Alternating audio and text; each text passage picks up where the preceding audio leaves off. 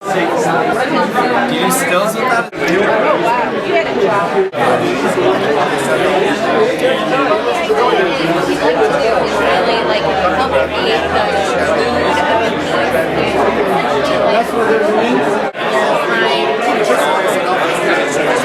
it's not like you have to wait till scene 3 to get into the.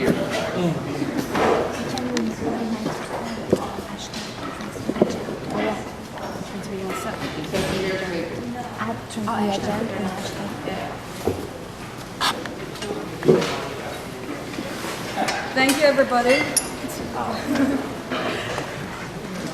Welcome to Transmedia SF, our June event. Apologies for lack of chairs. Very happy to see everybody here. My name is Maya Zuckerman. I'm one of the co-founders of Transmedia SF. And we are very, very, very, very happy to be here in Westernize and the PGA. PGA is our co-host for tonight, the Producers Guild of America's Northwest office division. Wanted to thank Westernize. You are inside of Westernize Productions. There's a few other groups here, and I'll get Brandon in a second to let us know about the different groups here. Also, a quick thank to Fordella, our ongoing sponsors. And, and the drinks tonight by Nasamini Drink and Lagunitas Brewery. So I just wanted to invite Brandon here, who is the co-chair of the PGA Northwest and also the executive producer of Westernize. So Brandon, come and tell us a little bit about this amazing space we're in. Well, actually, I'm going to let Marcello speak about the space since I'm going to be up here. So I don't know, maybe Marcello, come up and talk about the space, and then I'll talk about the Producers Guild to you folks. All right, sounds good. And so, hi, my name is Marcello Grande. I'm the creative director at Westernize Productions. I'm also one of the partners. Brandon and I are brothers, we're family members, and also, of course, business partners. We've been in business for about 10 years and moved into this building, which is a really unique, fantastic space, about 3 years ago. What makes it unique is that you've got a lot of different disciplines sharing a space here. So you've got us, you've got Elastic Creative upstairs, and you've got Rough House Editorial. You also have a company called Sirius Sound. These are kind of the four big companies in this building. And together we work harmoniously. We're very seamless. We've got an integrated infrastructure. We've got a team of somewhere in the neighborhood of about 45, 50 creative people. We've got amazing management. And what we do motion graphics and visual effects. We do a lot of corporate high-tech work. We do full production from concepting and previs all the way through delivery. We also have a very robust interactive department where we build applications, consumer software. We do multi-touch experiences for everything from museums to storefront. Very diverse group of people. And it's a fantastic place to bring a project. It's an awesome place for a tour. And if you're interested in any of the work that we do, you can check us out online, westernize.com.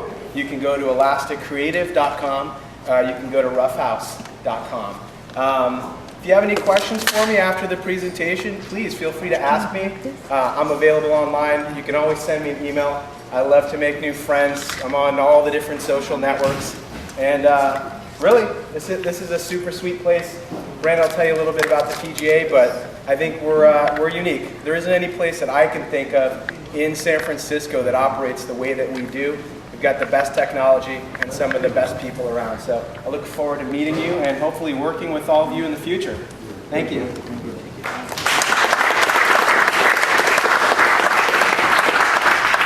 all right, so for those... We're doing a wonderful new experiment on July 20th to 21st. It's our first Transmedia Jam. Think about it kind of a hackathon meets create-a-thon meets 48-hour movie meets jam, game jam. And we are tweeting about it and trying to actually get more people to participate. We're looking for volunteers, still looking for sponsors.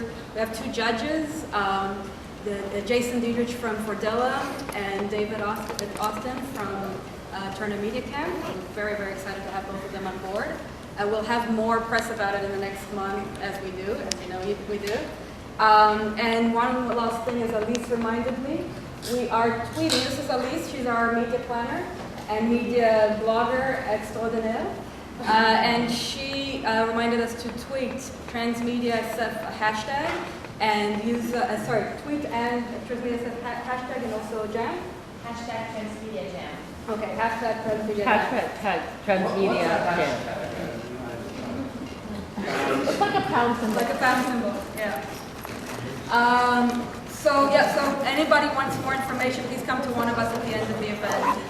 And now,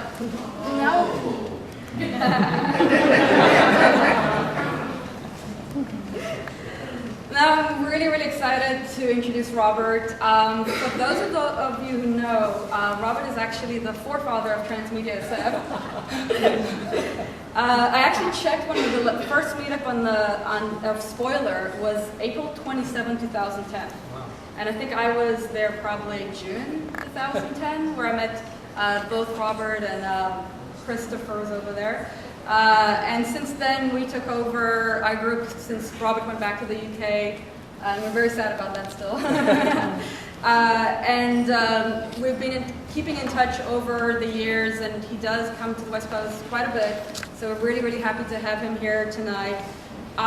He's the CEO and founder of Transmedia Storyteller. It's a company that provides interactive, social, and pervasive cross-platform entertainment and marketing services. Their first service is called Conductor. It's amazing, pervasive entertainment platform, and he'll tell you a little bit about some projects that he's just done and some really cool stuff. So, Robert. Thank you very much.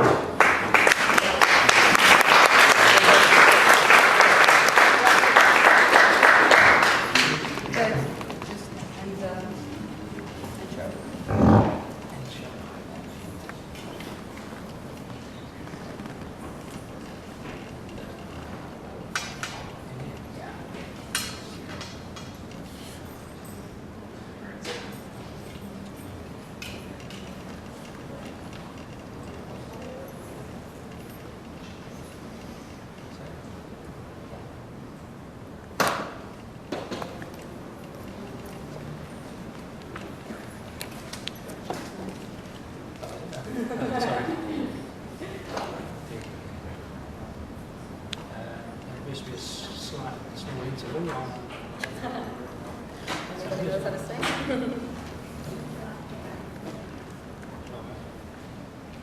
That's fine. There we go.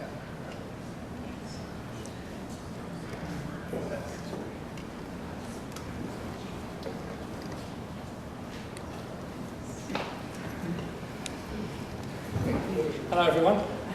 Thanks for coming tonight. I'm going to be up and down like this as I go to this thing. So, and thank you very much for the fantastic introduction from Maya. It's really great to be back. It was a big shame we had to leave in a hurry actually, because we weren't wanted by the police or anything, but we rushed off last January. And so, can everybody see? So this is my life in pictures. In the 90s, I was working as a marketing consultant in technology, in telecommunications actually. And then in 2000, I quit and I went to film school, the London International Film School in Covent Garden. And then since that time, I made 2 feature films, London Voodoo and Mindflesh. And around about the time Mindflesh came out, it was 2008, I moved to San Francisco. So my wife had a transfer with her firm. Because I'm married to her, I came along with her. And during that period, 2000 to 2008, I thought marketing really got interesting again. Social media, like huge, when we brought out London Voodoo, I mean, there was really no sort of YouTube, still MySpace was popular then, just as we were finishing off. So I came to San Francisco thinking that I was going to do something different, and that's when I really got into transmedia storytelling.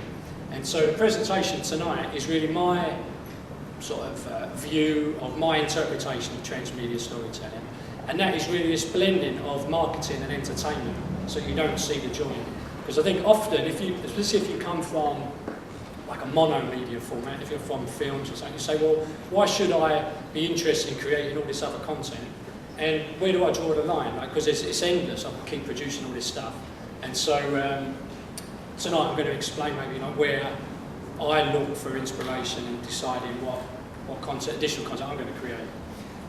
So this is our firm, Transmedia Storytelling Limited, and it says here, we power remarkable experiences. So we're a technology company, and we're looking to license our technology called Conductor to other creative people so that they can tell transmedia stories. And this little triangle diagram here shows the way that we approach transmedia storytelling.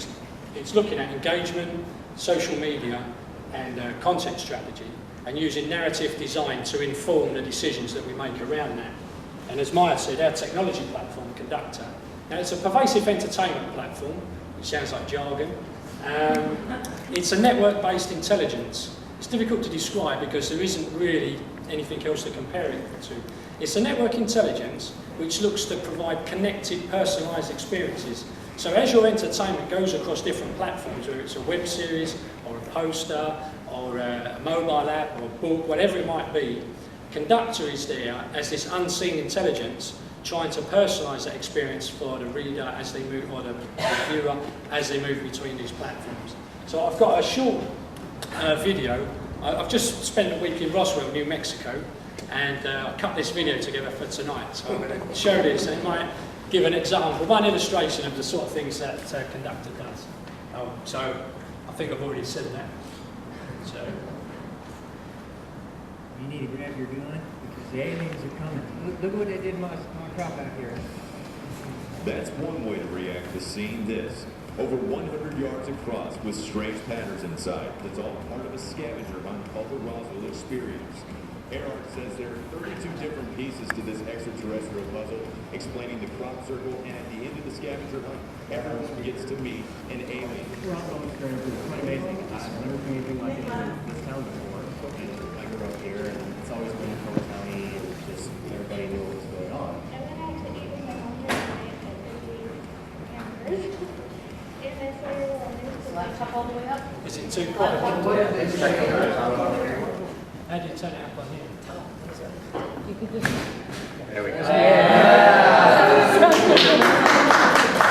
You need to grab your gun because the aliens are coming.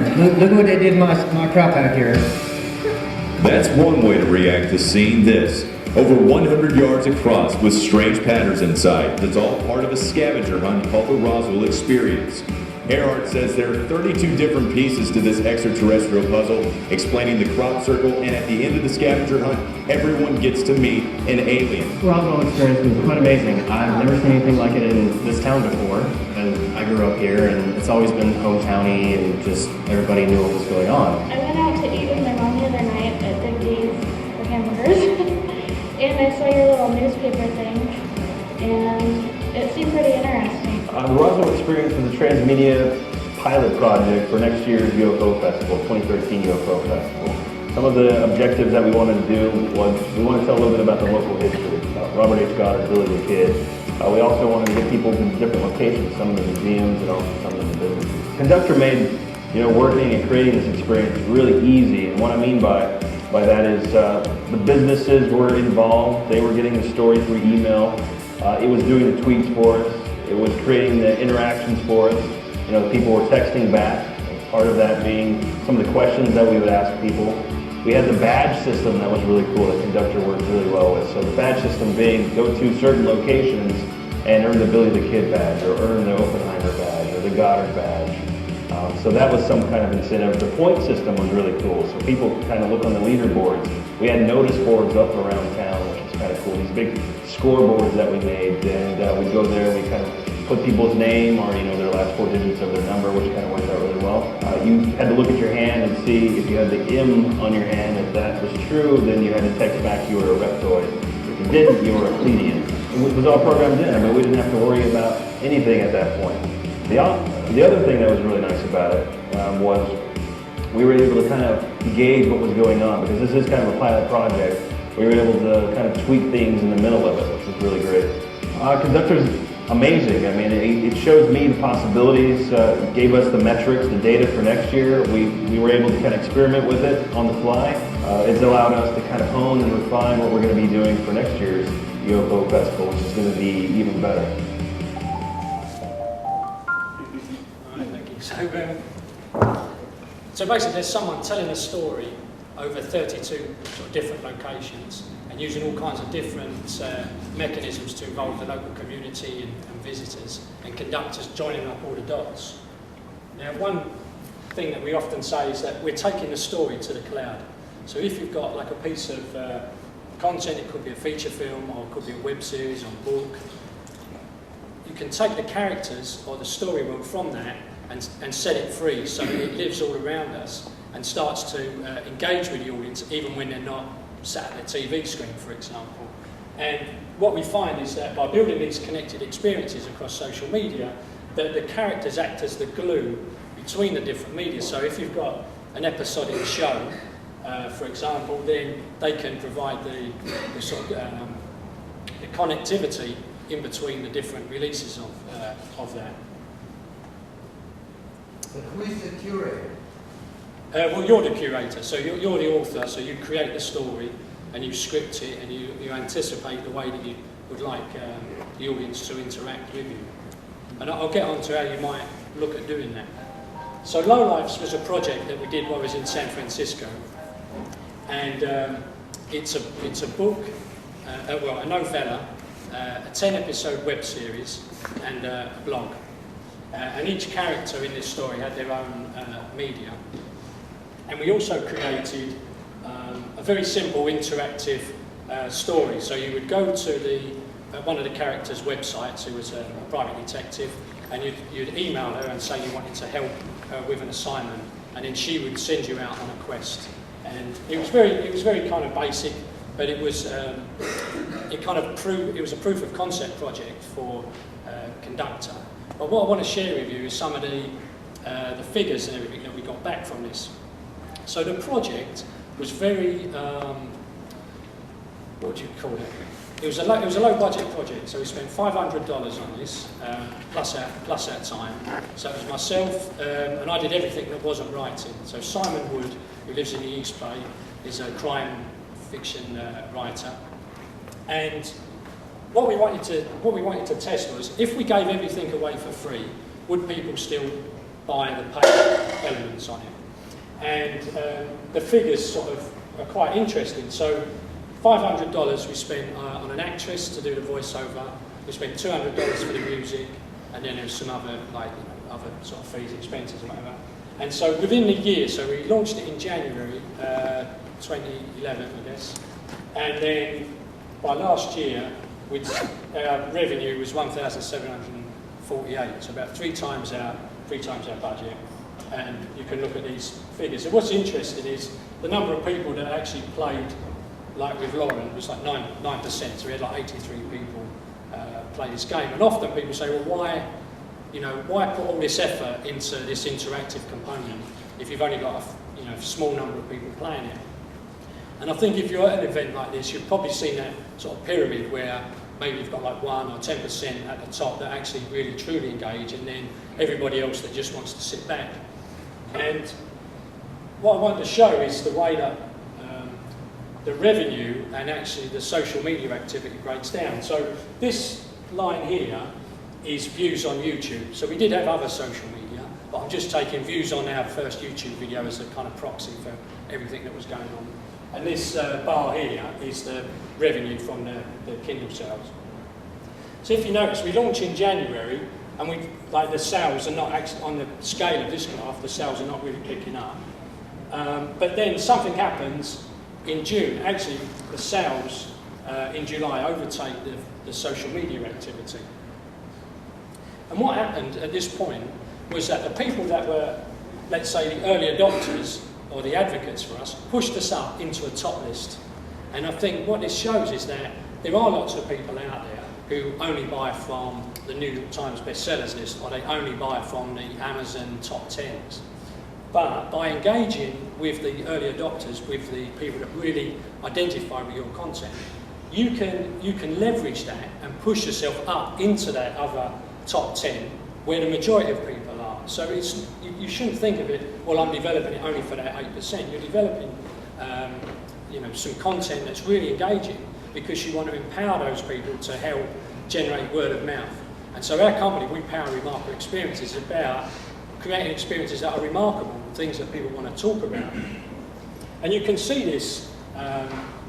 So So this is a way that I would normally describe this kind of sort of mining for these advocates, that it takes a lot of time kind of drilling to try and find these people that really connect with your property. And you might be going through a lot of revisions during this time, trying to adapt and remake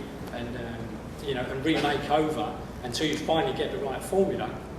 But then when you really do get success, then it kind of explodes. So it's worth taking time. And you can see this is another example. So on SlideShare, I put this presentation up on SlideShare, and I sort of tweeted it out. So the people that follow me on SlideShare and the people that follow me on Twitter start to say, oh, this is quite a cool presentation that Robert's done. It gets posted around, and then I got an email from SlideShare saying, this presentation is hot on Facebook right now, and we've put it onto the front page. So there's another example where a small number of advocates have kind of been leveraged up to take it to a wider audience. And I think that's something that's quite important in transmedia when you're looking at, you know, what content do I create for my project. So you might have a piece which is the revenue earning bit, and then you might be thinking, well, I'm going to create some free media, some stuff that I'm going to give away for people. But you should make sure that it's shareable and you can take it round. So I'll just show another video that looks at this, and I'll go on to the next part.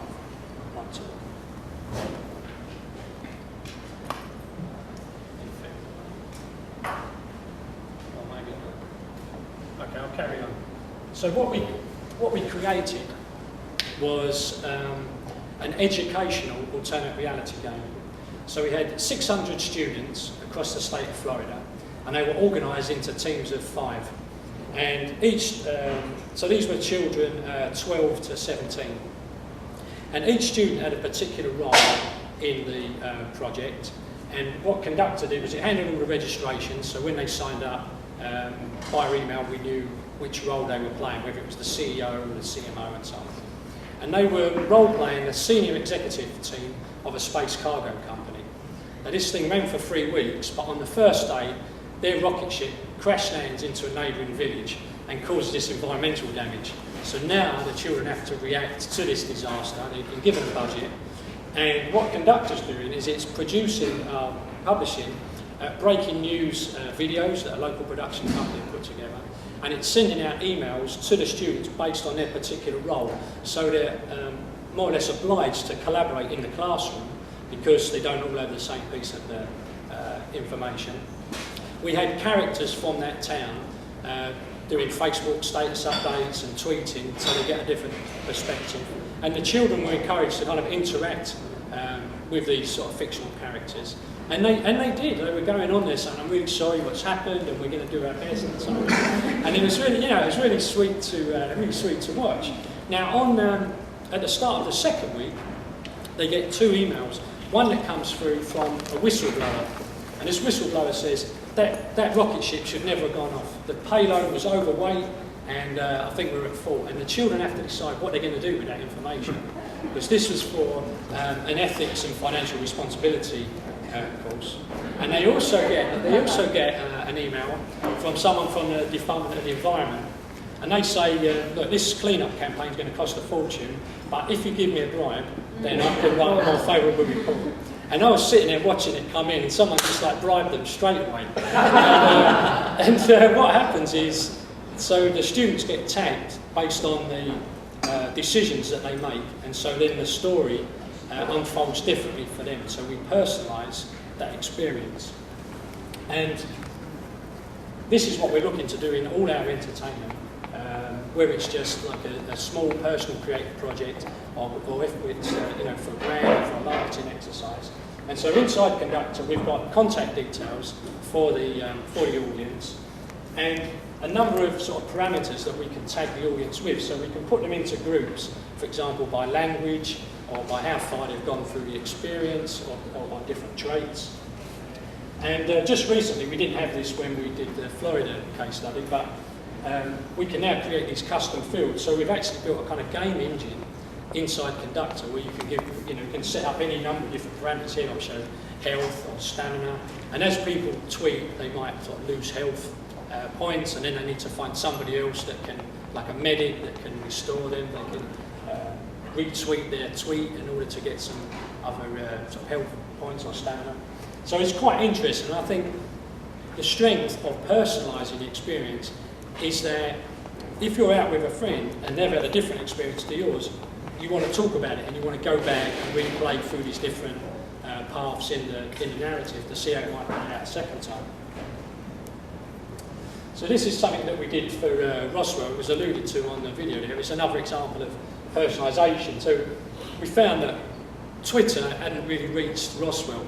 There was a few people there, but it just wasn't popular enough. So we switched it up and really went big on text messaging, and we saw that everything really sort of started to take off then when we dropped we went less, we pushed Twitter less and went more for text messaging. So here, if you sort of engage with a character, what happens is you get a first text message that says, if you were abducted by an alien and you were brought back to Earth, would you tell anyone or would you keep it secret? So they make a decision, and then the question comes back again, okay, what if you now find yourself impregnated with an alien child? Are you going to give birth to it, or are you going to terminate it? And based on the decisions that they come back with, so here on the top I've got secret or public, or birth or kill, and we can put them into one of these 4 quadrants. So they get like a witty kind of comment back to them about their personality type, about their readiness for alien abduction. And it also means that we can start personalising the experience for them based on the kind of decisions that they made during this game. So again, looking at personalisation. So this was, I said the first game that we did for Low Lives was very sort of basic, just out and back. And what we've done since is updated it to a much more open world story. So now it's like a whodunit, and you have to find the murderer, the murder weapon, and the motive. And you do this by interrogating the characters on text message, on Twitter, or by email. And one of the cool things we've done with you won't be able to read that, but one of the cool things we've done with the tagging is if you contact the murder victim, if you contact his girlfriend and you offer your condolences, you say you're sorry, or any of these kind of words that show any kind of sympathy towards her, then she tags you as sympathetic. And when you contact her later in the game, in the story, then she's much more forthcoming with information. So it's another way where we're trying to personalise the experience for different members of the audience. So this is how I wanted to finish up. I'm just going to have this is a feature film project that we're working on right now. So Mask of the Red Death is a short story by Edgar Allan Poe, and it was made, I think, in 1964 with Vincent Price, and we're going to shoot it this November, hopefully. When I say we, it's going to be shot this November. And I just wanted to explain how we approach looking at the transmedia elements of this, because the way this project came about is based on the feature films I've made before. I came back to England. I thought, well, I'm going to go and see the producers that I know from before and get them to use my technology. They should be looking into this. So Jonathan, that is the producer, arranged this, mate, to go, crap, what's all this transmedia bullshit? So my first thing is, it's marketing, Jonathan, it's marketing, because I know that he knows marketing. And he bought right into it. And when we started the conversation going, I said, it's storytelling, but rather than, if you look at your Twitter feed now, and this particularly applies to publishers, I found, if you look at their Twitter feed, it's all about the book. It's not about the story that's inside the book. I said you could bring the characters to life. You could bring the story world out and have people interacting or at least following the story, rather than have you keep telling people, oh, now we're doing a rough cut, now we're doing a final cut, now someone's broke their fingernail. This type of minutiae of stuff that you're constantly looking for content for the Twitter feed or for the social media stream. You've got a story there, and people would kill to have that kind of story to talk about. Robert, is it programmable, or are you dealing with real people? Well, the platform is scriptable. There's no programming language, but you can, you set it up, you tell your story through a number of clicks. If 80,000 people write to the character and ask 80,000 questions, it would reply to every single one of them. who would? The platform, the technology would reply to them. It's looking word spots, so you tell it what phrases to look for and what decision to make based on the phrase that comes in, and then you would do that. So when we take a project like this, so you could say there's already a story, there's already a synopsis being written, and we're going to look for opportunities for participation. And hopefully you can see this. So in the bottom here, if you imagine that there's three things that we could ask or invite the audience to do: to think, to feel, or to do. And so we've put it on this axis here. So in the corner here, we've got the outsider. And this is often where people are with their documentaries primarily, but also feature films.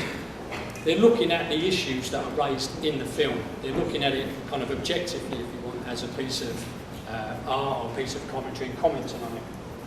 Over here is the next sort of development that we frequently see, where you're asking the audience to go explore on their own.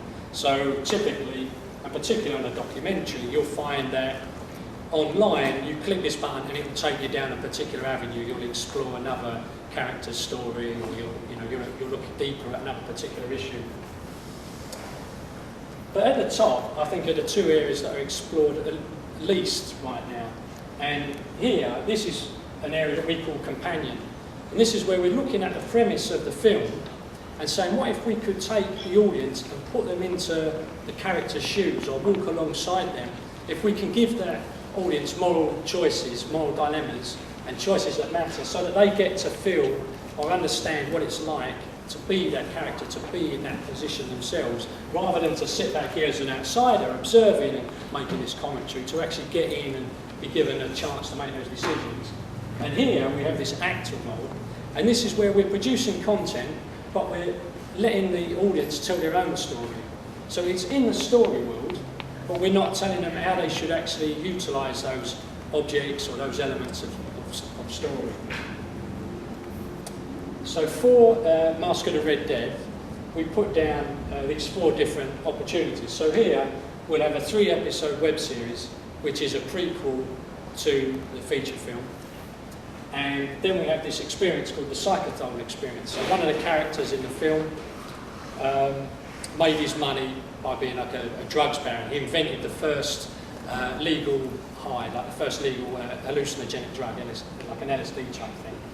And what happens is when you enrol on the website, you get enrolled into the first clinical trial. So in terms of the timescale, it's kind of set contemporary, because the film's, maybe I didn't say, the film's set in the future, it's a post-apocalyptic thing. Then we have this 22ers experience, which kind of bridges the gap. You sign up at the website, you get involved, and we've also got some role-playing, and particularly we have a set of tarot cards, 22 cards, which are basically our marketing collateral.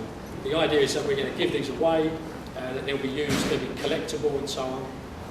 But also they're used in the film. And an interesting thing, actually I'm going to skip over that one.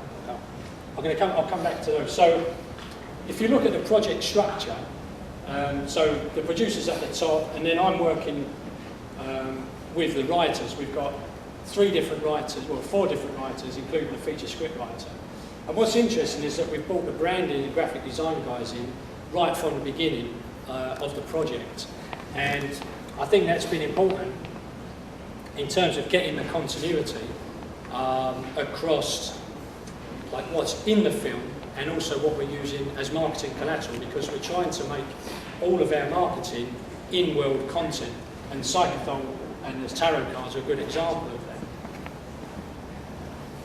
So this is how it will play out. This is typically how we would structure it. So this is the online content. So time runs from left to right, and this is the real world stuff. And this is showing the relative timing of that content when we're releasing it.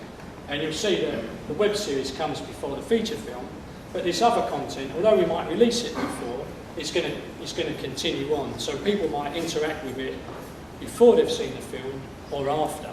And we need to make sure that it doesn't kind of destroy the experience, because I think one of the key things with transmedia storytelling is that every media should be additive, that it always adds something, so it's not an adaptation of the last one, and that's what we're looking to achieve there. And this is how the project came together. So from the short story, the producer wrote a synopsis, and we sat down and we looked at a transmedia strategy. And so when he went for funding, it was with the transmedia strategy, the director's vision and the synopsis. So we already had an idea about how this film was going to be marketed. And this is a low-budget independent film, which is going to be straight to DVD. So what the producer's looking for is to build an audience or elevate the sales price of this video before he sells it to the distributor. So that's the kind of like his motivation, apart from, you know, he's just generally interested in, having started off with like, this is all bullshit, he actually got into it and he sees that there's quite, you know, there could be some interesting opportunities here. And what we did with the feature script is, I think you could say it was about 80% written. So the core thing, the bit that's really going to generate the revenue for everybody, is the feature film. So it made sense to work on the script first. But then when it was about 80% done, then we started bringing in the other writers for these other types of experiences, because now we had something to go by. Now lots of people start developing a story Bible. The problem when you do that, I feel, is that you could have a story Bible, this fantastic world, but no story. So it's much better, I feel, to start working on the story and then allow that to start, you know, the things that you've developed for that particular story, put into the story Bible, and then start to spread it out. And so we're in this position now where we're kind of iterating through these different stories, and the brand guys have actually influenced some of the stuff that we do in the feature film, because when we sit down, we're saying we need like a backstory for this. Well, what we need is a really cool logo, a really cool design that's like iconic and so on. So we need a backstory for that, just want to chuck anything out there. And then, so that started to create a backstory for some of these characters that supported the marketing, and then we put that back into the script. And we're doing the same with the tarot cards. We know that there's tarot cards in the film, but we also want them to operate as a marketing collateral for us. And so, having developed some ideas for the marketing collateral, we fed it back into the... Now, I know there might be scriptwriters who are horrified by this, but I think that it's a really good way to move forward, because what you want to do is leverage, you know, these early advocates. And so if you can get your marketing collateral to really appeal to the first people, like these early adopters, then you can really generate some word of mouth and really help, you know, power the feature forward. Robert, how do you use tarot cards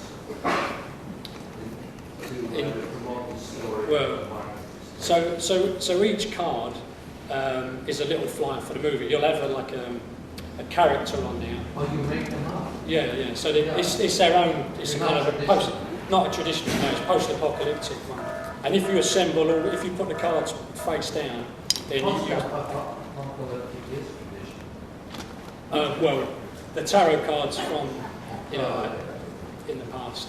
We've redesigned them. But you can also tweak the codes that are on the cards, and that will start a little story going as well. So we're building an adventure game based on Twitter that these cards will help enable. And so this is just some of the final slides really. So this is a group that we've set up. Right now it's just a holding thing. We've not really sort of moved it forward very much, because we was waiting for the writer to finish a degree. So now she's graduated, now she can get back to writing it. But what will happen here is that the cards will be available for people to download, and other people will also be able to upload the cards. And the cards are kind of designed, so we had one person look at the game mechanics for the cards, and then the branding guys are actually doing the graphic design. And we're not telling anybody what the rules are. So these cards can be utilised in different ways.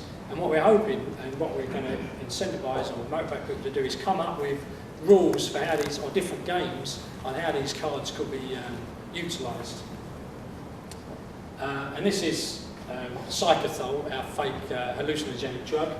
So this poster will be in the movie, but it's also part of our marketing collateral. And if you go to the website, you can sign up for the first clinical trial. Thank you very much.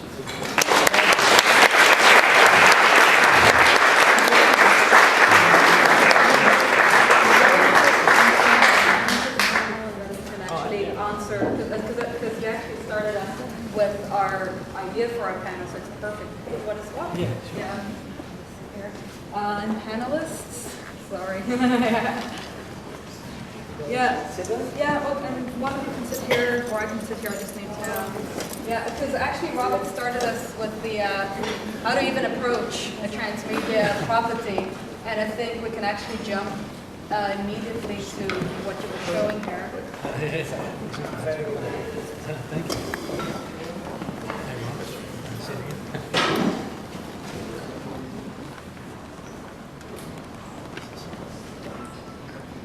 just for everybody. Now it's used.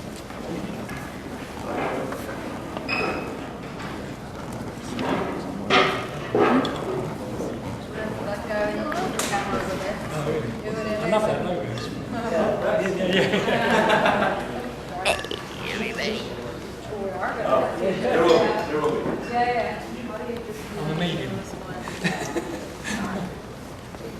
Sorry about that.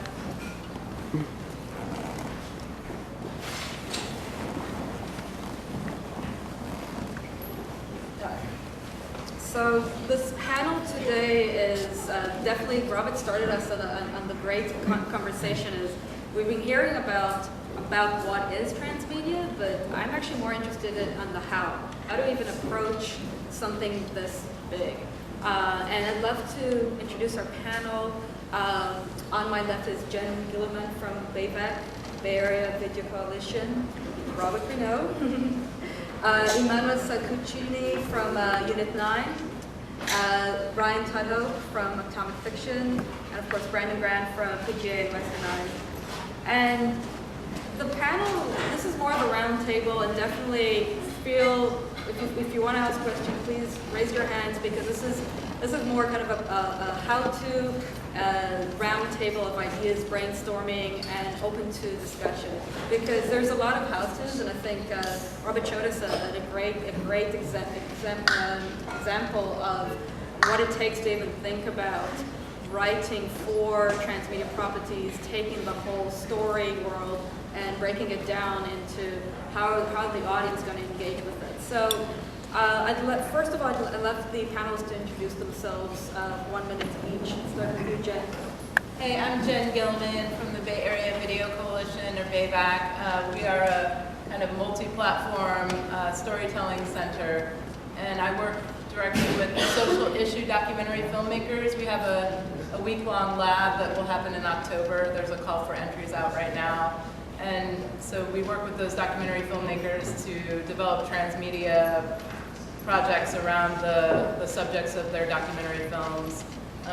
We do a lot of other things as well. I'm also a filmmaker myself and kind of a transmedia experimenter. So it's been really exciting to see the social issue documentary movement kind of head in this direction as well, because there's some really meaningful engagement that we can do with our audiences using all these platforms. So if anyone here is a documentary filmmaker, please talk to me afterwards as well. Robert. Hi everyone, I'm Emmanuel. I work with Unit 9. It's a London-based interactive production company. We work with the advertising industry, we work with advertising agencies, and we're producing creative branded entertainment. We're basically going exactly the same direction as what Robert just described, but kindly using the money from the marketing industry to do this and working with advertising agencies. We are trying to put as much emotion as possible into branded interactive entertainment. Our ultimate goal, if we ever achieve it, would be to make people cry on a website. Hey everybody, my name is Ryan.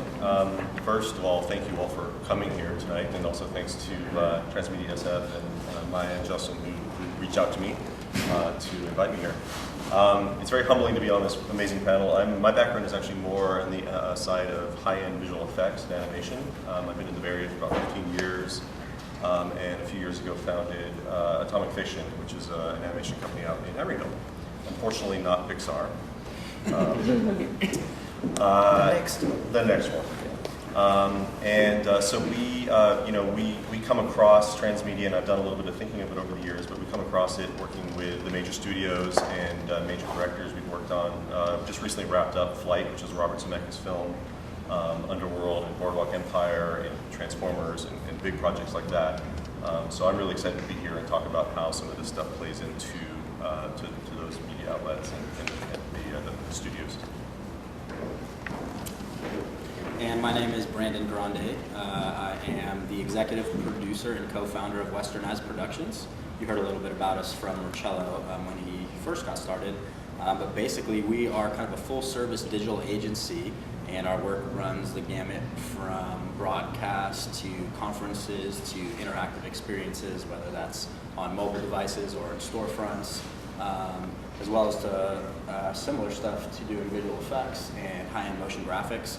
We find a lot of our work is agency-driven and also direct for a lot of corporate clients down in Silicon Valley, which is why I think this is really exciting to be part of this panel, because a lot of the technology and the things we're using come from this hotbed that is the Bay Area. So I think connecting the dots as local producers and creative folks is really, really neat. And I also am, as I said, the chair of the Producers Guild Northwest.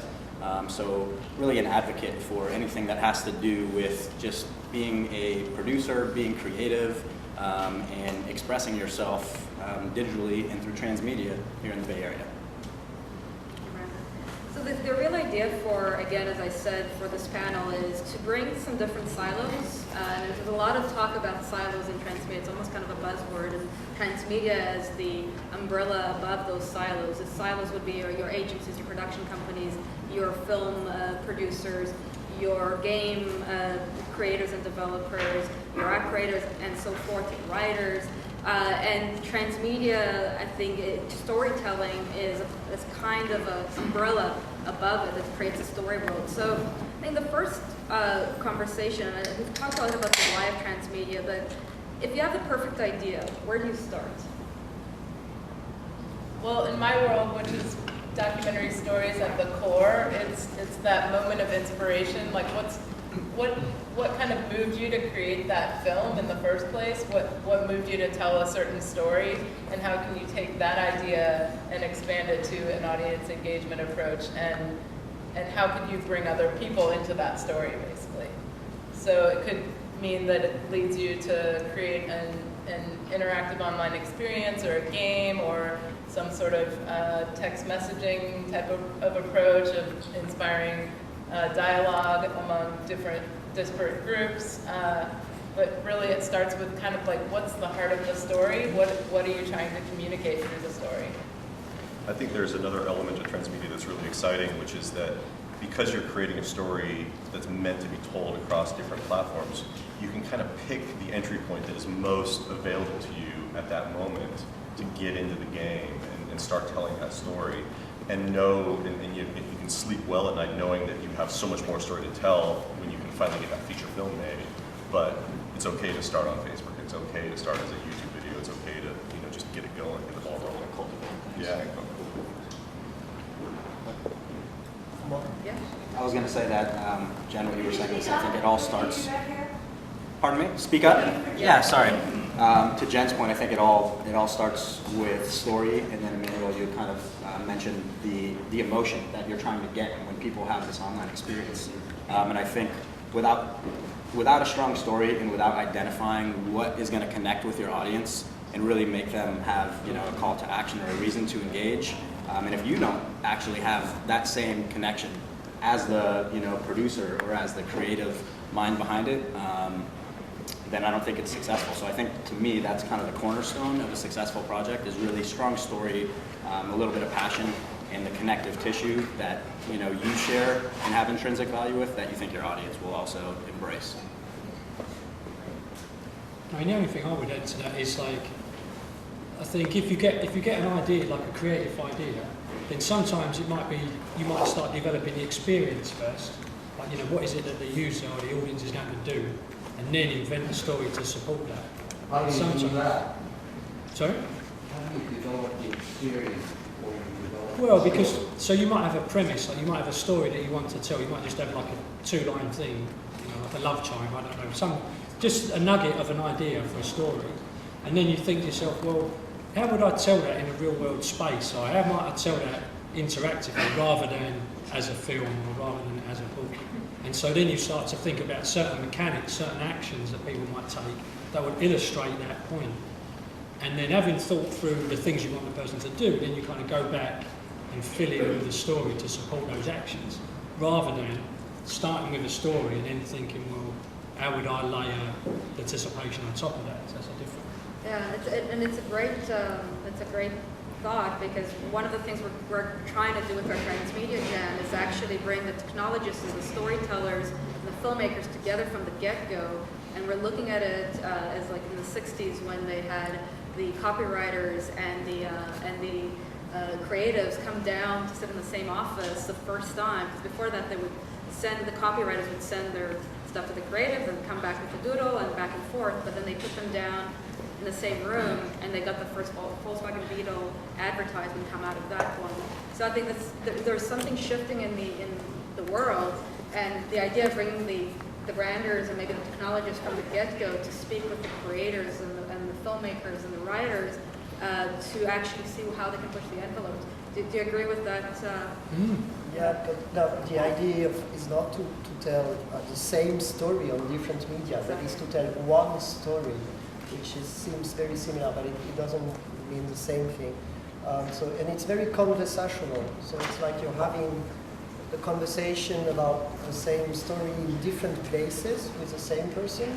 And so you want the right people to be part of this, so they can protect the story in every different rooms, every different space where it is told.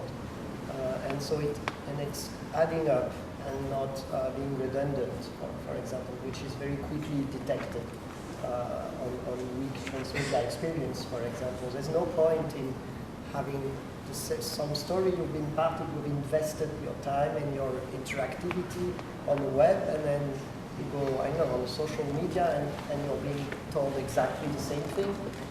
That's not the way. You see that with documentary films as well, right? There's a lot more transmedia documentary films being done these days. Yeah, I was going to say one of the things that we do at the Producers Institute at Bayback is really create that atmosphere for collaboration across these different disciplines. So the filmmakers collaborating with nonprofit organizations, collaborating with sort of distribution specialists and technologists, and the brain power going towards a project all in the same room at the same time really creates new opportunities that nobody expected before. And the projects often begin in a certain place with an idea, and they go through this process that's iterative and come out with something completely different than what they originally imagined. And I think that's part of the power of like what you guys are doing here, where you have these different disciplines that all can collaborate, and you're in the same place, so you can do that quickly too. Yeah, and the work has been better because of that. And I don't think it's only here, it's just in general. I think we all depend on collaboration as a key to our success, just to the point of the different facets of getting a project done. There's all these different steps and all these different parties involved. But because there isn't really a true formula that you could iterate over and over again and expect to have successful results, you may say, hey, well, we did this last time, let's follow it. But I think being open to embracing other people's perspectives, to engaging in collaboration, you're going to have much stronger projects at the end of the day, and it may transform from where you originally thought it would go, and hopefully that's going to take it to a much better place than its inception. Well, the really cool thing also is that I can pretty much guarantee you that the major studios aren't thinking about creating content in this way, and so what's really exciting is that this group of people that's in this room right now probably could create stronger stories than most people out there. And instead what's happening, this is Transmedia 101 of course, but what's happening right now is that I've worked on several multi-$100 million projects where we finally finish the project and suddenly the video game division wants to get some assets rendered for their video game. And they're not talking to the writer, and they're not talking to the other departments, and it's all just kind of thrown out there to try to make a quick buck. And that contrast between what's happening, kind of more on the commercial level and what we can do in this room, what you all can do, is pretty profound, especially now that all that content is created much cheaper. Yeah. So I think this point of the complexity, the amount of different people we need to do this project, designers, developers, etc., has also brought some threat to the project, which means if everyone has a say at the same level, it can become a very technical or a very graphic design experience. So we came into this kind of issues we've been doing this for about 10 years, and we saw there is a need for a big leader who is responsible for the story. Like everyone has a say, but someone needs to protect the story. And so that is very obvious for a lot of you because you come from film background. But what we did at Unit 9 is to have interactive director, which is a total replication of what you do in film, but didn't really exist in the advertising commercial field. We were studios, which is an assemblage of designers, tech people, etc. But now we have this director, and he listens to everyone, but he owns the story and is responsible for the story and is responsible for the emotion. So, because everyone will collaborate, but he will pick and he will veto whatever serves or not the emotional side of the story, and that had the real interesting era. And Robert, is that something in your projects as well? There's a maybe transmedia producer is the person who actually talks and makes everybody play nice with everybody. Yeah. But there's somebody who's the creator of the world, who's the story world creator that just oversees that. And I think is a transmedia producer more the tactical glue, and the writer and user and the universe creator more the emotional glue? I think it's the creative role. Yeah. I think on a feature film, the films I've seen, like often the producer just gets all the shit jobs. Like, you know, they have to like, argue with people about busted equipment and all that sort of thing. And I think with transmedia, you get like it's much more creative now because you're looking at all these other different things, and rather than the director, so the director has his feature film to look after, but the producer now is got a much more expanded creative role across these other elements. So it's definitely exciting. both, yeah. So it's definitely both a creative and a tactical and strategical altogether. Question? Merci. Pardon. I have a question for you. You. Who? You're speaking about somebody who's the director. Yeah. The director of all these variations. Yeah. Now, how would you take a work like Madame Bovary and turn it into a transmedia project? Would you have a Balzac as a director? Or whoever it was that wrote it? How would you handle that? Because what do you need all this other stuff? Well, Balzac would be the amazing scriptwriter in it, He would? but not the director. The There director. would be a duel between you and Balzac tomorrow morning at dawn. Well, yes, probably. Yeah, But and that's how scriptwriters work with directors. Directors are bringing the story to the audience, to the people. They tell. Film directors are using visual language. Scriptwriters are using words. Interactive directors are using interactive language to bring the experience of the same story to the audience. So maybe the characters from Balzac would exist as social media character. Maybe you would have a very interesting interactive experience on the social and economical background situation of how did it happen. Do it cheap. That's the problem. No, you couldn't do it cheap. We don't do it cheap. Turning a film, for producing a film for $60,000. Yes. Like a $60 million film.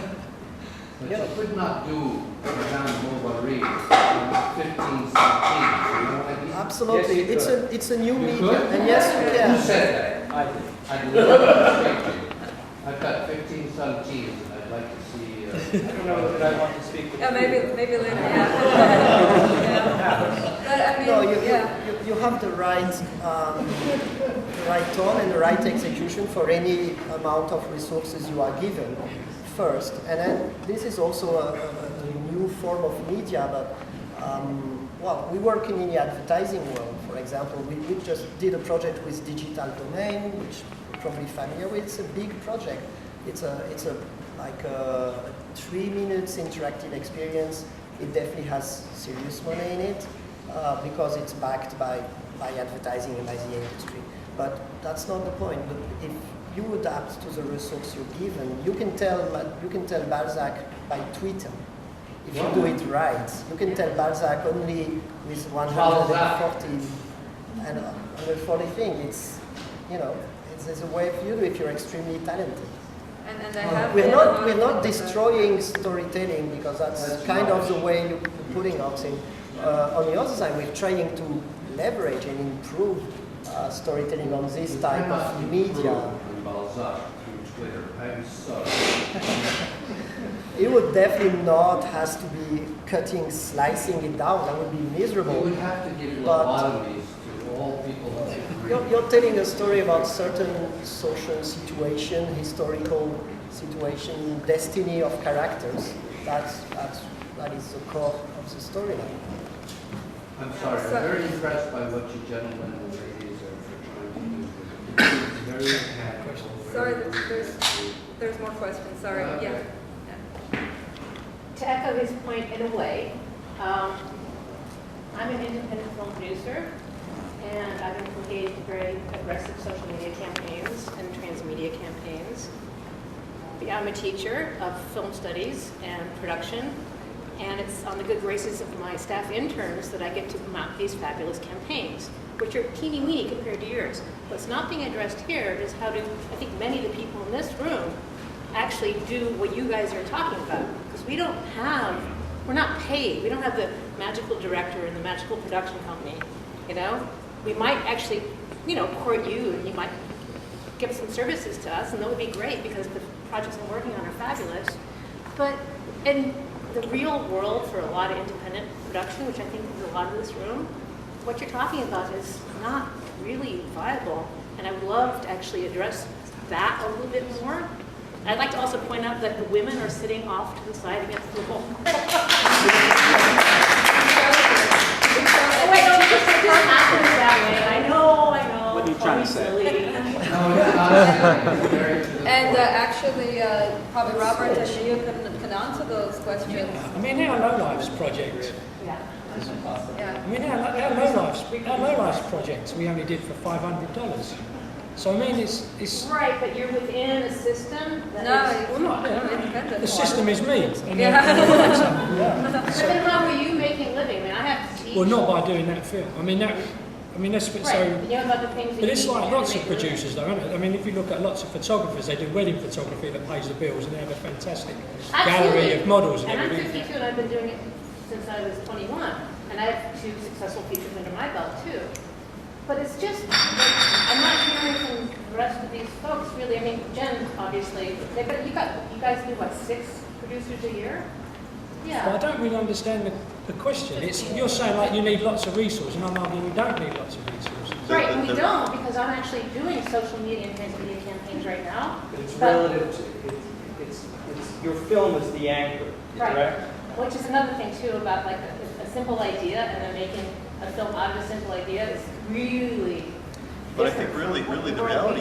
But I'm fascinated by it. Well, the reality of it is that, and I can speak completely outside of the business of transmedia because my company is not in business of transmedia. We create visual effects.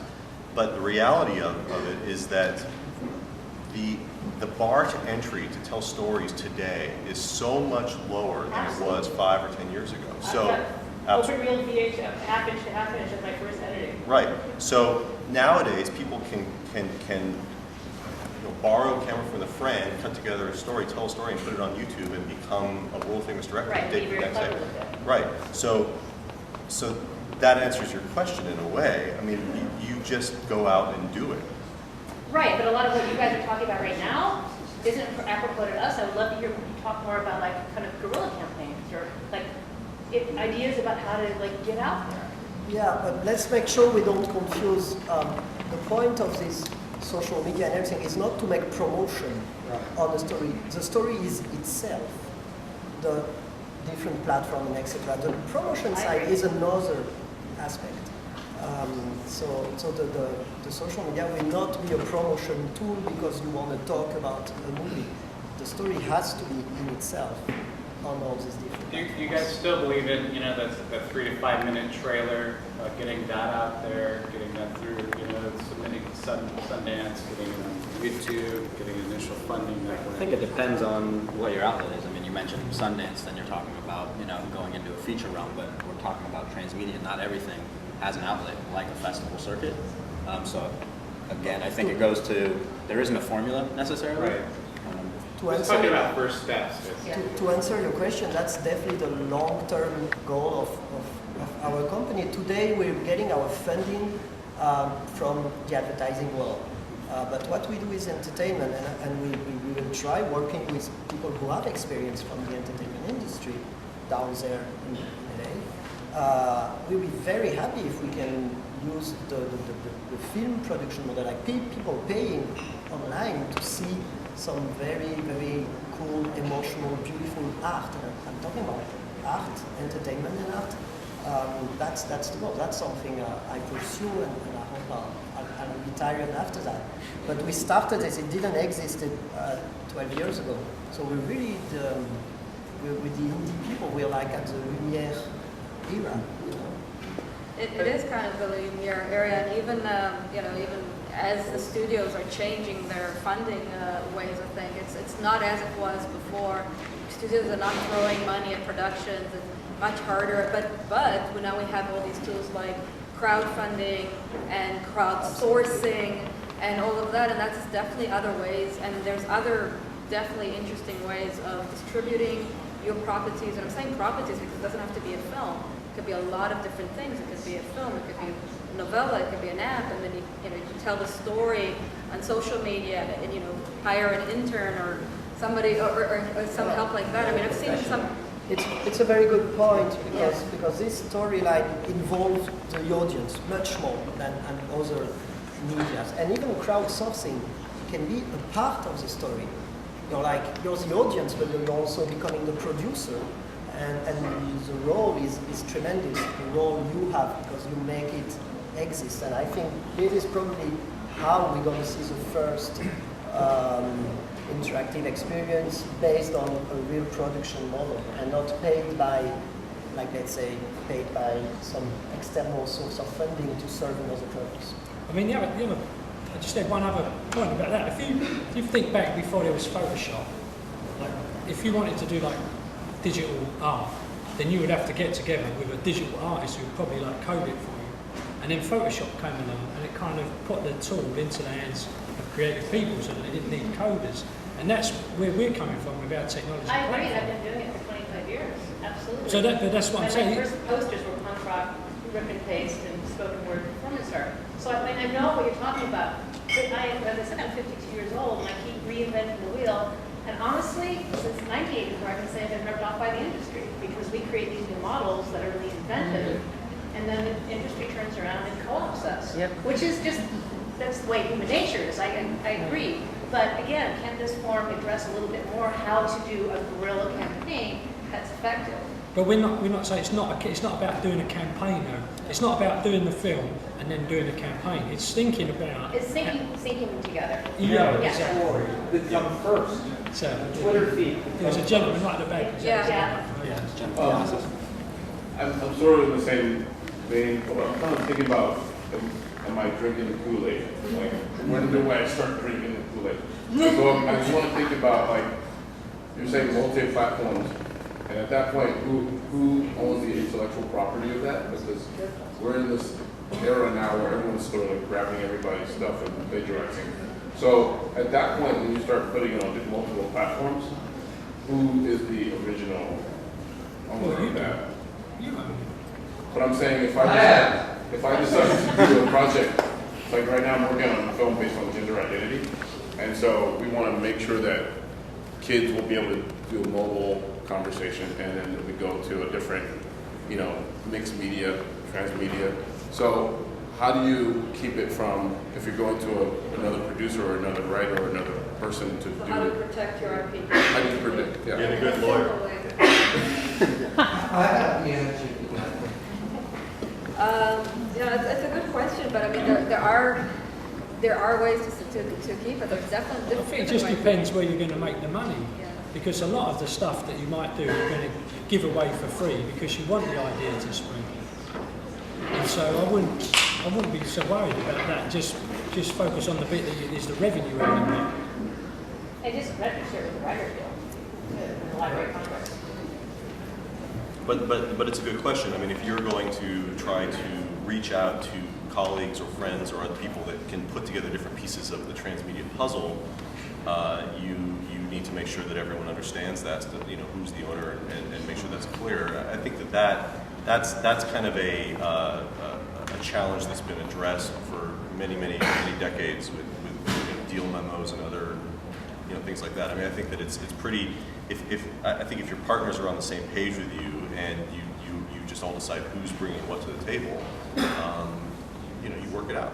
But those are all really traditional models, and I think he brings up a really good point, and that is when you're using other mediums like Facebook and Twitter, you present yourself, and you're using crowdsourcing, you open yourself up to an open source model, one, through crowdsourcing, and two, through ownership of that content as it gets transmitted across those social media platforms.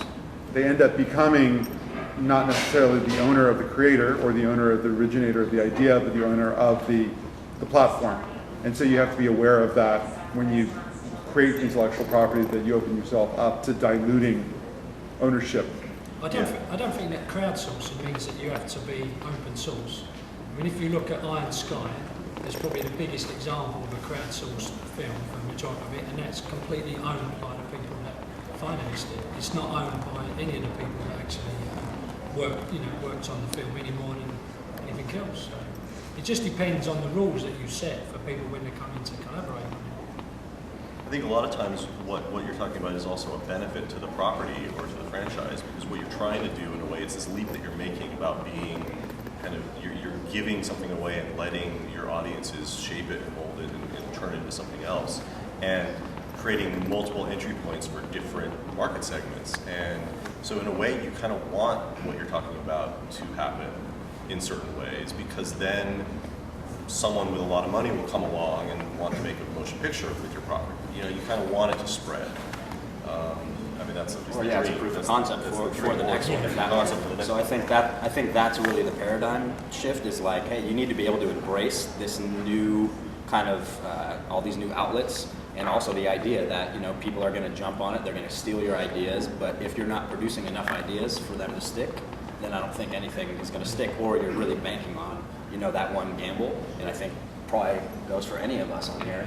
If we just only bankrolled on our passion project or on the one we really sunk our teeth in from the gate, I don't think any of us would be sitting here, quite honestly, because all those projects didn't make me money, or get me any notoriety. So I think it's just about consistency. It's about walking through the fire. It's about learning when you get burned and figuring out how you can do it next time, or embracing that and saying, you know what, well, I didn't know we were going to get this much traction on it, even though none of it benefited me in the form of a greenback. But what are all the other different ROI models that come out of that traction you've just created? And I think that's a huge kind of hurdle for people to accept. But the second I embraced that, I noticed our business change. You got to be able to pull positives that may not be so close in reach. Contracts have been written, by the way, for underlying rights, and you have your sponsors who are putting up the bucks to make your project, and they have their rights.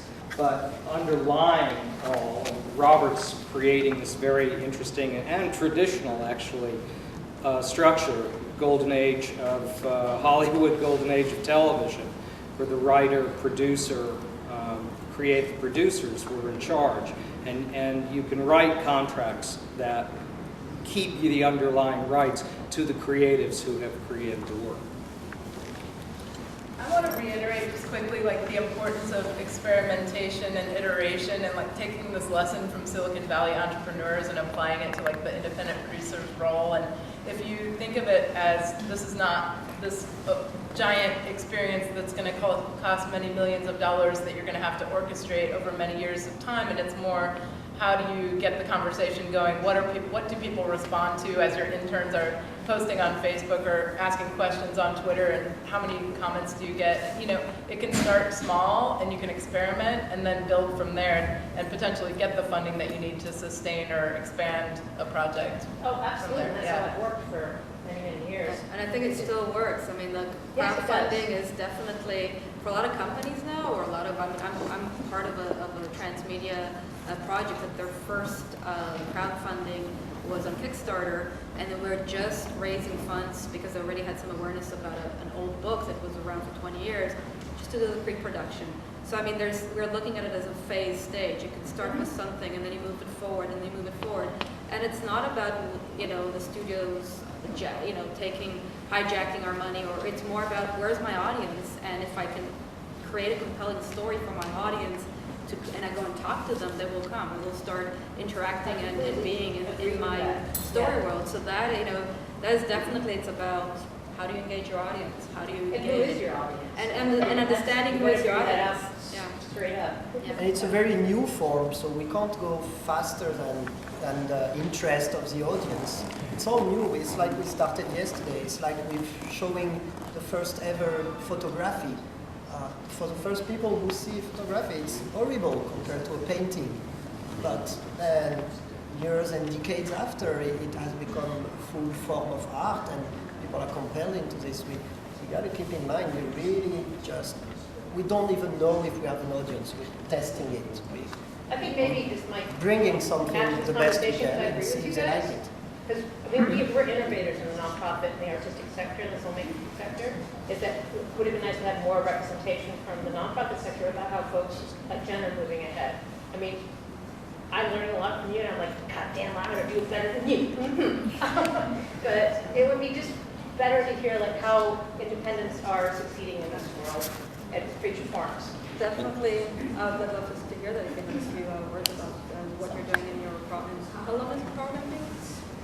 The program's been going for 5 years, but it really started as more of kind of a training, mind expansion exercise for independent producers, and it's become more of a laboratory where people come in with a specific project. Usually there's a film that's either in production or post, and they want to take that passionate idea, that nugget of the story that I mentioned initially that usually sparks this type of project, and expand it into a transmedia project that will, in some cases, actually influence the film itself. In others, just become additional material online or educational tools, mobile devices, etc. Like they're thinking across all different sorts of platforms, and we're not encouraging them to smear their sort of distribution campaign across every form of media imaginable, but it's more what can they bite off and chew in a week with some dedicated time and resources from a few developers.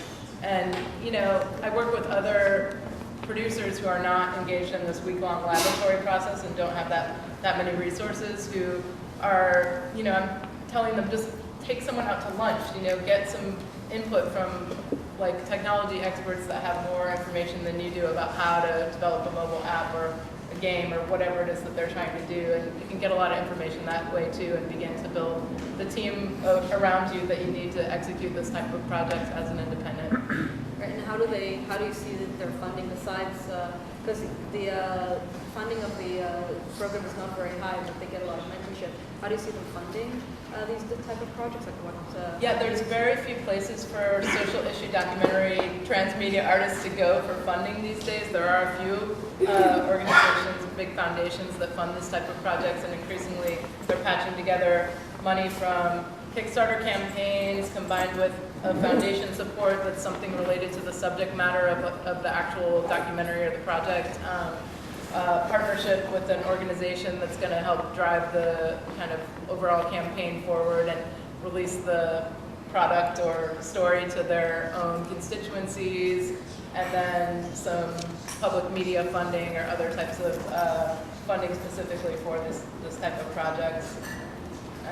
And yeah, I mean, they're still patching it together, but that was another reason I wanted to reiterate the whole experimentation thing, because the process of prototyping and collaborating and then releasing something slowly and frequently so as to glean more information from initial experiments is really important when you do go to seek funding, because you can say, we did this and this is what happened, this many people responded, or I tried this at one event and it was very successful, and or I learned this, that, and the other, and then it becomes an executable concept as opposed to just an idea. And it's very much the startup world of really getting a prototype out there to your audience as fast as you can, so you can learn and iterate and grow it. And the more people see it, and the more community sees it, the more actually start to respond. And I think it's more of it's a natural thing for groups to do that. And we're almost talking about group science here. And what is also exciting and encouraging is you see traditional actors like TV broadcaster, for example, getting interested in here in North America. You have the NFB, National Film Board of Canada. They've produced amazing projects, transmedia project. In Europe, there is a public service TV broadcast called Arte. They're also very active in documentaries, and this is absolutely not commercial. This is transmedia interactive documentaries. And for example, these two sorts of funding have done amazing projects. Unfortunately, America doesn't have those, but we have a lot of okay and openness to entrepreneurs. So people crowdfund here. So that's what we do have. Is there a question? Hi, my name is Lynn. I'm actually part of the Producers Guild in LA for media. And I think one of the things that's missing here in this topic, just listening to a lot of topics from producers in LA, is a case study of transmedia. Like the topic here is how to create a transmedia project. It would be great to hear a case study from you guys on, okay, here's our project. How did we get the project? Maybe it was from a client. Perfect. From that project, what did we do to break it down to make it a transmedia project, right? Yeah. I mean, that would just be, the PowerPoint slide was helpful, but it would just be great to hear from everybody else in the panel to talk about it. I think that would be. We're going to have to come back next year and produce a project all together and show the results to the crowd. Next 3 hours.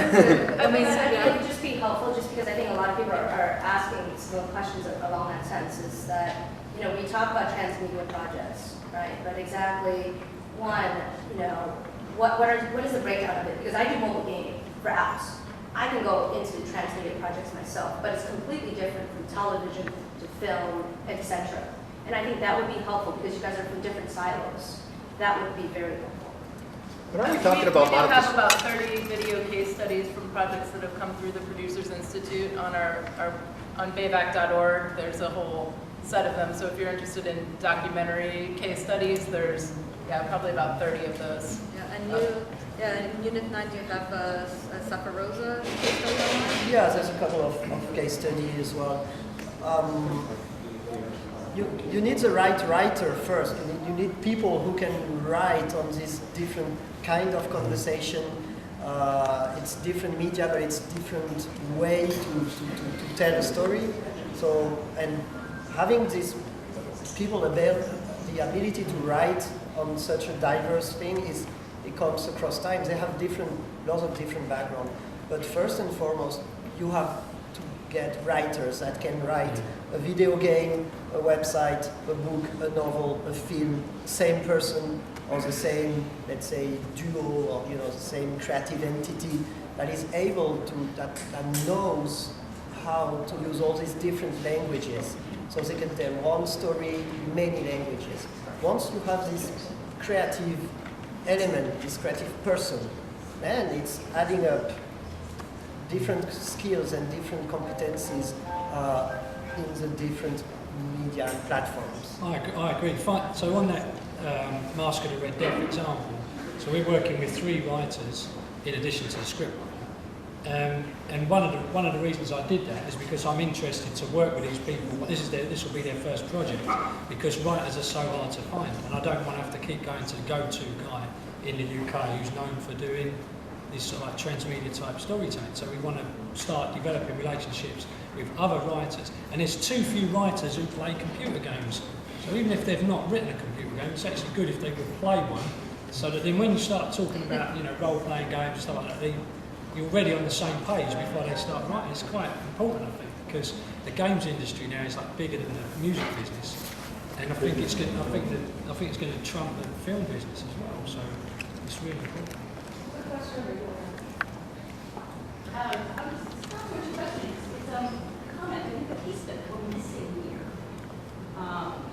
That maybe some of people talk about who owns intellectual property, where do these things come from?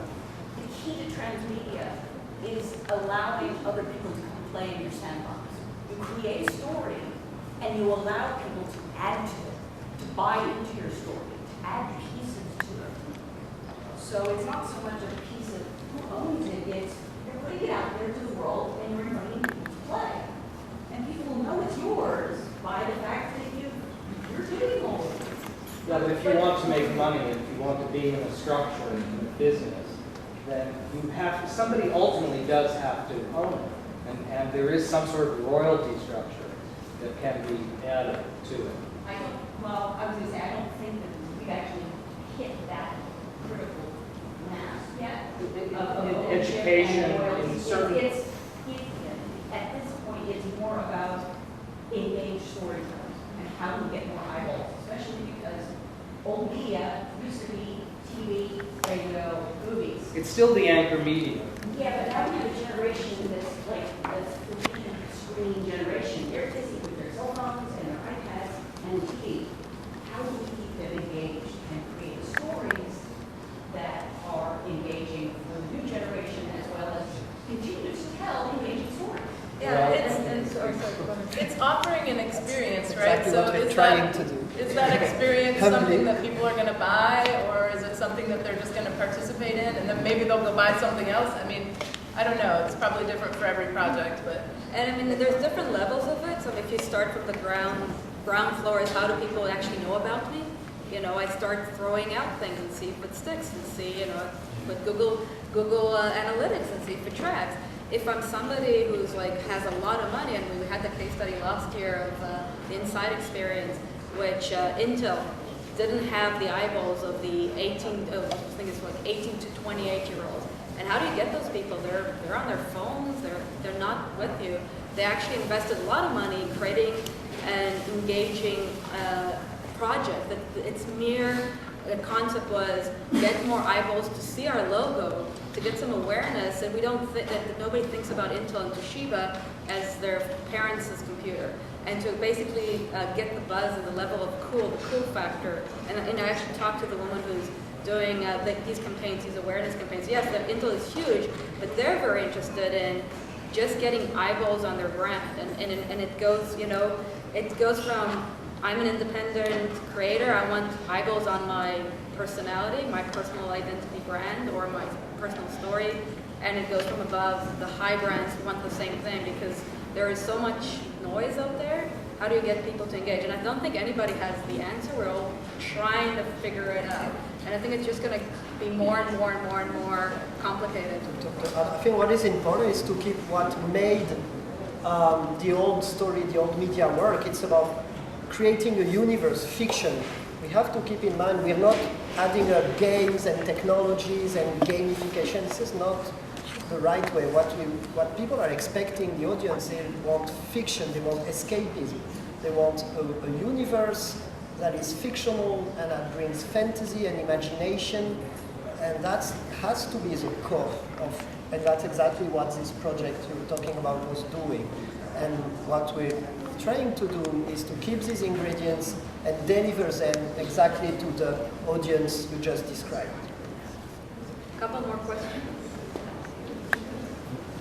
Oh, sorry. Sorry. She was before. So my question is about, it's kind of inspired by your question regarding revenue.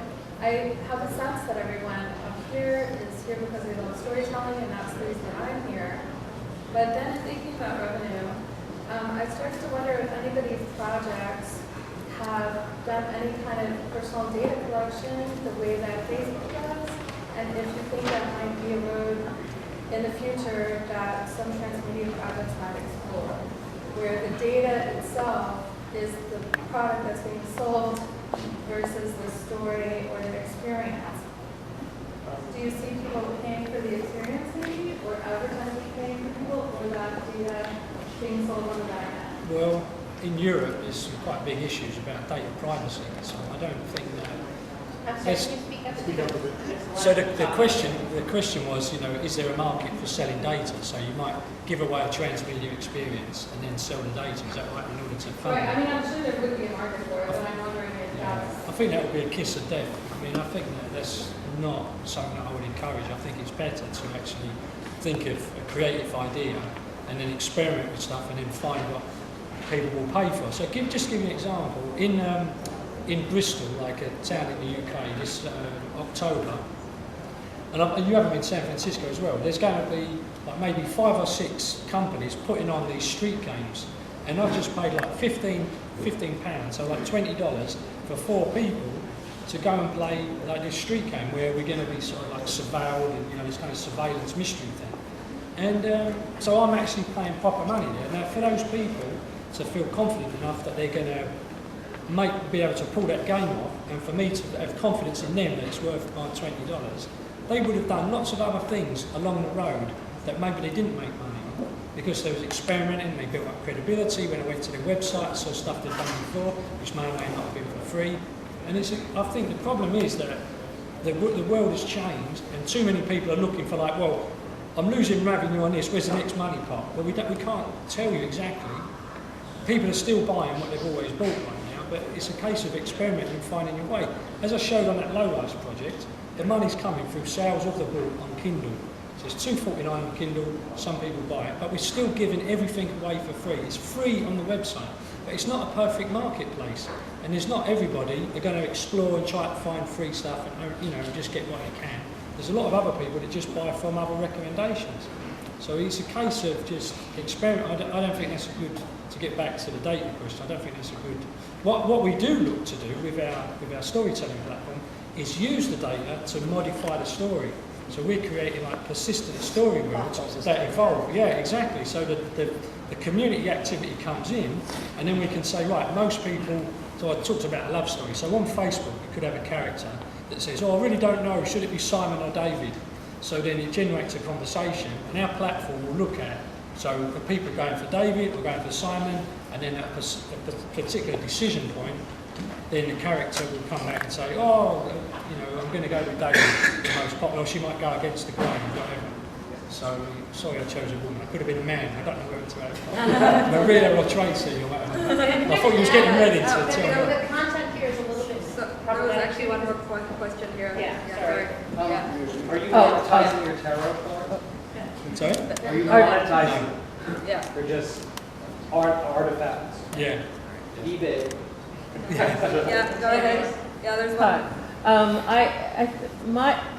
I'm having trouble formulating this. I think it's more of a comment than a question, but I just, as an artist, I'm a little allergic to the concept of trying to figure out what the people want and then how to carve your thing out and make it so that it will work for that. I've spent a lifetime making art that I feel is, you know, comes from my vision as an artist, and then let the people find it if that's the thing that interests them. But I am really, really allergic to the idea of building into the process of creating my work, you know, sort of like what's hot or what's going to make people, you know. And I'm all in favor of figuring out a way to create buzz around art once it exists, or even as you're in the process of creating it.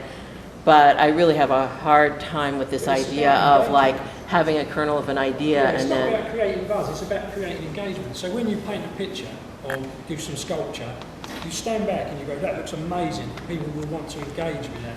And so what we're saying is you're creating stories that people want to engage with. And it's not about just creating buzz, it's creating something that is attracting people. For me, it's not. For me, I'm not trying to create something for the purpose of attracting people. I'm trying to create something for the purity of how good the thing is that I'm creating, and then it will attract the kind of people that share that vision or are attracted to that. But I don't want to mold what I'm doing. But you don't need to stop doing that. You can still do that. We gotta make a very clear difference. We're not doing user-generated content, which means you put an advertising campaign and you say, people shoot yourself with your mobile phone when you're doing whatever and send it on the web and it's going to be art. This is absolutely not what we're talking about. There is a creator. There is someone who has a vision, a story, a universe, and the way to engage in this art form means you can bend it somehow or you can play a part in it. But if the creator steps back too much, this is not interesting to us. This is really not what we want to do. Because in the end, it becomes a collection of terribly lousy mobile phones video, and this is absolutely not the point.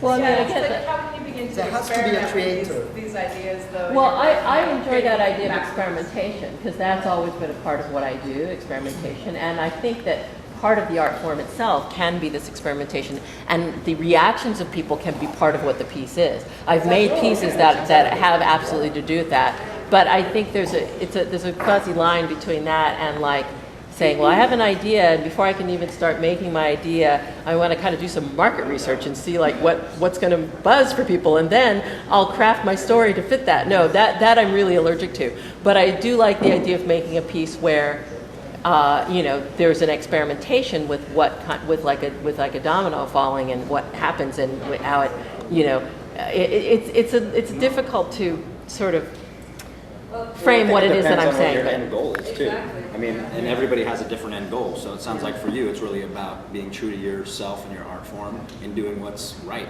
for you and what has intrinsic value. And I think it's just about, you know, it sounds like you don't care about your audience necessarily, for lack of a better term. It's not that I don't care about right, that, but like not that you don't care, but it's like you don't want to build or change what's at your core for an audience. You want to draw the audience who really respects and understands what's at your core. Doesn't do market research before you create the work. Yeah, but what about making a piece of art? I think we're running out of time. We're going to get one up there, and that's it. Could you talk just a little bit, you mentioned Google Analytics, but could you talk just a little bit about the process of where and how you're listening, and then how you're shifting what you're hearing in that engagement process? It's preconceived by, we were talking about the creator. There's a creator, he's writing a story that is flexible eventually, or more than that people are part of it, but it's been thought about by a creative person, by the creator. So the way the data, the way the analytics are gonna bend the story, and all the potential directions have been thought about. So It's not like we're changing our thing as it goes. It's more like it's a non-linear, multiple scenarios that should be reactive. Let's say that might be the right word. It's reactive storytelling. It's not people writing what they want. There's a creator. There's a guy who... I have one specific tool to recommend to independent producers. We participated in early development for this project called the Impact Dashboard, and it became Sparkwise. My predecessor at Bayback, Wendy Levy, is kind of leading that effort at a design firm called Tomorrow Partners. And the website is just Sparkwise, but it's the dot is before the SE, and you can bring all of your data sources into one place and then correlate them and see how many people are tweeting about a subject matter, you know, when an event occurs and outside of your project, how that influences how many people are interacting with your project and things like that. It's definitely worth checking out, and it's free for independent producers to use. So. And Robert's presentation was very good in that regard. You had the matrix, where as the creators, they had figured out the different potential reaction of the different group of audiences, and they have foreseen what they would offer to this different quadrant in their matrix. Yeah. That's a perfect, I think, illustration of what I we're think trying as well, to do. right? So if it was a feature film, you'd have to either be in the theatre to watch people reacting to it, to see when they laughed, or you do like an exit questionnaire or something like that. But I think with interactive, like with Conductor, everything that comes in and out is journaled to a file. So we know if people start dropping off that they're not being entertained. So then we can go back in and re-script it. So we don't ask the audience to re-script it, but we can see from their behaviours that they're not getting something or they're dropping off. And so then we look at how can we change that and modify it. So it's, and then with this Roswell project, we actually stood on the street and started. So the idea was they wanted this experience to run for 2 weeks, and we find out that most people don't even stay a night. They turn up because they're on their way to somewhere else. So we, I think, you know, in retrospect, what we would have done is just turned up on the street before I developed anything with just a flyer and tried to get people, just get some immediate feedback. And then, so it's quite interesting, I think. It's nothing short of going to talk to people. Yeah, final words from each of you, because we're getting a little bit late. Brandon? I think I'll kind of end where I started, which is just that I don't think there's any recipe or an equation for any of the projects that we do. I think it's probably boils down to, you know, having the cornerstone that you feel good about, really collaborating, being open to other people's insight. I think also to Emmanuel's point, having a leader at the end of the day, you need somebody who codifies everything, and really just having passion and sticking behind what your passion is, because a lot of people, it sounds like, you know, how do we do this? How do we really build traction? And I think it's just through dedication and passion. And I know it sounds cliche, but you know, 10 years ago, it was my brother and I in our basement. That's where I met Maya. And you know, now we have 15 employees and still trying to shoot for the moon, and we're not there, but I never would have thought I'd be there. And it's all because of just drive and passion and sticking with what I thought was right inside. I think from the standpoint of an independent producer or independent storyteller, it's really about you know, utilizing the resources that you have available to you to get your story out there, and that means finding the right entry point to bring your story to the masses and start there. And that could be anything. I mean, it literally could be, as you said, you know, half hour ago, tweeting what the story is, or finding a way to start telling a story for free. If you know someone that can create an iPhone app, it might be through an iPhone application. It really is about pulling together, just like it always has been, you know, the friends and family and resources that you have to create something, and then hopefully what you're doing is really great, and that'll take you somewhere.